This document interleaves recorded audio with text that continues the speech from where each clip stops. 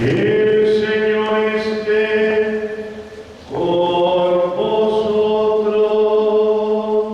Y con su espíritu.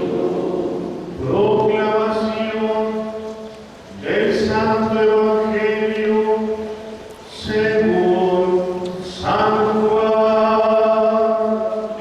Gloria a ti, Señor.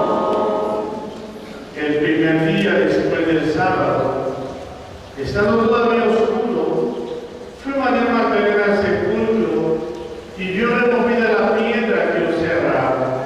Echó a correr, llegó a la casa donde estaba Simón Pedro y el otro discípulo, a quien Jesús amaba, y le dijo: se ha llevado al sepulcro al Señor y no sabemos dónde lo habrán puesto. Salieron Pedro y el otro discípulo camino al sepulcro. Los iban corriendo juntos, pero el otro discípulo corrió más aprisa que Pedro y llegó primero al sepulcro, e inclinándose, miró los lienzos puestos en el suelo, pero no entró.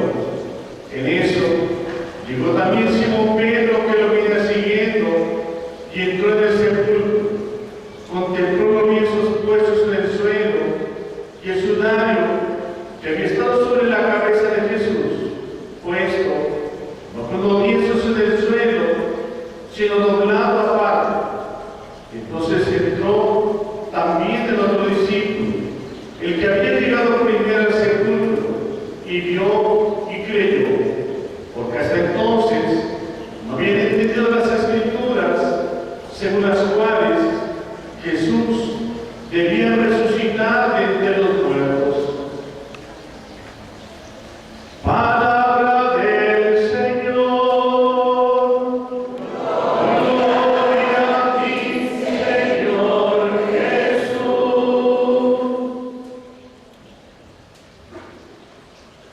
Siéntense, por favor, un momentito. Si Cristo no resucitó, vana es nuestra fe, nos dice San Pablo. Cristo ha resucitado. Cristo ha vencido a la muerte. Testimonio de que Cristo ha resucitado es la piedra removida, los lienzos en un sitio aparte, y el testimonio a quienes se les apareció después de resucitar y que dan testimonio de que está vivo. Las mujeres van muy de mañana, como era costumbre, no encuentran el cuerpo. Nos llama seguramente la atención aquellas mujeres no levantan la mirada frente a muchas situaciones de nuestra vida. A veces así nos sentimos, sin ganas ya de levantarnos, sin ganas de mirar. No querían ver ya. Esto lo decimos nosotros, ¿verdad? No quiero ver ya. Es una actitud de decir: ya parece que todo está terminado. Sin embargo, aquellos ángeles le tienen que decir: ¿por qué buscan entre los muertos al que está vivo? Ha resucitado. Todavía ellos no han tomado conciencia de lo que Cristo ya les había anunciado. El Hijo del Hombre va a padecer mucho, va a ser condenado a muerte, va a morir, pero el tercer día va a resucitar. Ellos comienzan a entender, empiezan a tener sentido de esas palabras. A veces hay quien llega a pensar que algo es simbólico. No, en Cristo es real. Cristo se desapareció y empezarán estos encuentros con Él. Aún Tomás, que no estaba en la primera ocasión que se desapareció, él decía: si no lo veo, yo no voy a creer. Si no meto mis dedos, si no toco. Cristo Cristo le da la oportunidad. Ven acá, trae acá tu mano. No sigas dudando, sino cree. Cristo es aquel que viene a transformar nuestra vida. En esta vigilia pascual en que hemos bendecido el fuego nuevo, el cirio, el agua bautismal, daremos ese paso de la oscuridad a la luz, del pecado a la gracia, de la muerte a la vida. Qué terrible nuestra patria. Y hoy estamos viviendo de una forma terrible, una cultura de muerte, donde incluso hay quien caga por ahí una calaca. Yo se lo vengo diciendo a ustedes: Cristo venció la muerte, o Cristo le da toda esa calaquita. Cristo venció esa calaquita. Para quienes no lo entienden, Cristo viene a darle un nuevo sentido a nuestra vida. Por eso nosotros tenemos que trabajar para tener una cultura de vida. Decía Juan Pablo II: no tengan miedo de abrirle las puertas al Salvador. No tengamos miedo de cambiar. ¿Cuánto trabajó Cristo con aquellos apóstoles? En cambiarles la vida, su mentalidad, su forma de vivir. Ellos habían aprendido bajo una ley injusta, terrible, ojo por ojo y diente por diente. Cristo viene a cambiar esa mentalidad. Amen a sus enemigos, oren por quienes los difaman, por quienes les causan daño. Eso es una mentalidad judía, no entraba. Sin embargo, Cristo viene a cambiarles, viene a transformarles esa mentalidad. Si Cristo no hubiera puesto entre nosotros una ley de amor, de perdón, entonces, en lugar de estar viviendo 2000 años de paz, de cristianismo, estaremos viviendo 2000 años de guerra, de odios, de resentimientos. Sin embargo, Cristo sigue transformando nuestra vida. Tendremos que reflexionar y pensar cómo estamos viviendo nuestro cristianismo. ¿A qué tenemos que darle muerte? Me llama la atención. Ayer salí con mi familia a provincia y me llama la atención porque hasta me sentía avergonzado. Nos debemos sentir a veces avergonzados. En provincia todavía existe este sentido humano de respeto, de tomar en cuenta al ser humano. Buenos días, buenas tardes, en el restaurante Provecho, donde no se empuja todavía uno sobre el otro. El Señor mismo prohibió que en el atrio del Cerrito entraran los coches, porque un domingo iba entrando y dos caballeros estaban lidiando allí a golpes por un cajón, por un estacionamiento. Si alguien que ya no se ubica, ya no toma conciencia de lo que está haciendo o está viviendo, si así nos comportamos en el templo, ¿cómo nos comportaremos en nuestra vida diaria, en el trabajo, allá en la calle, donde no queremos pasar sobre el otro, donde ya no respetamos la condición humana, donde estamos muertos?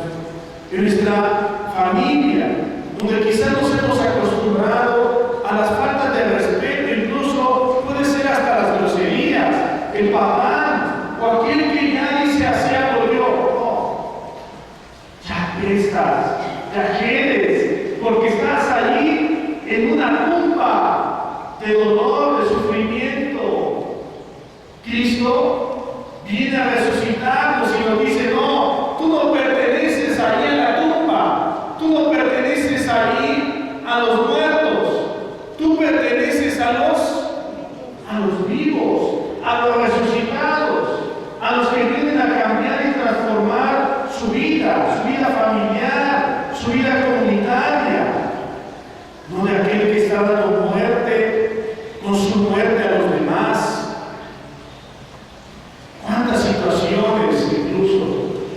patria ensangrentada.